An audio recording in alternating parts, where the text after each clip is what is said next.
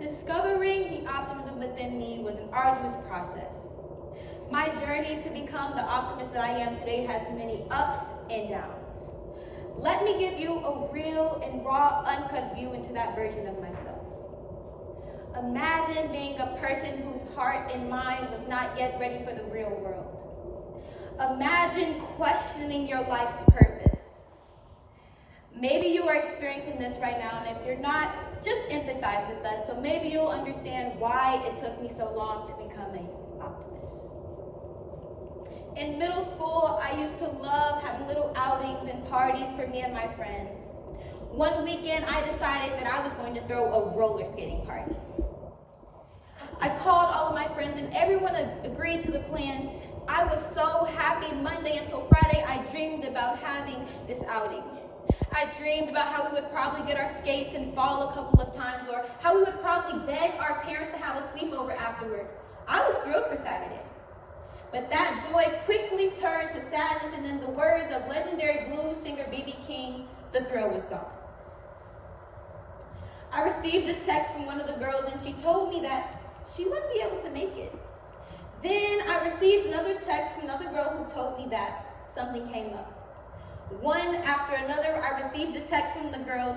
4 out of the 5 girls I had invited canceled on me. They literally skated out on our celebration.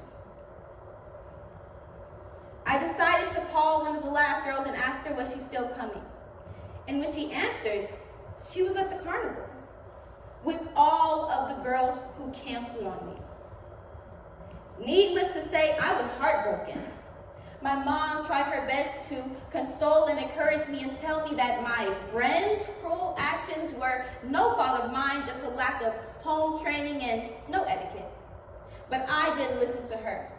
The bad thoughts rampaged in my mind. Why couldn't they have just asked me if I wanted to go? I was a bad friend. Why didn't they like me? What did I do wrong? From that day on, I was devastated. I tried everything and it didn't work.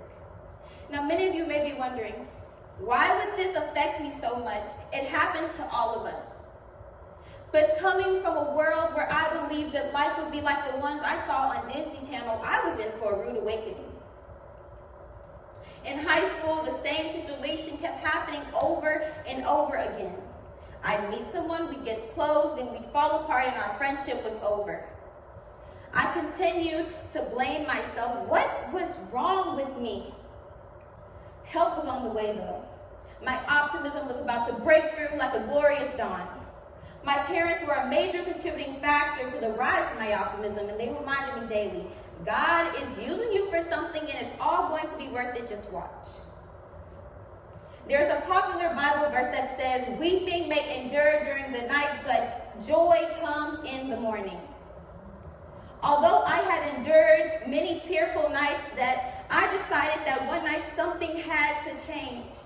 I grabbed my birthday journal and I began to write.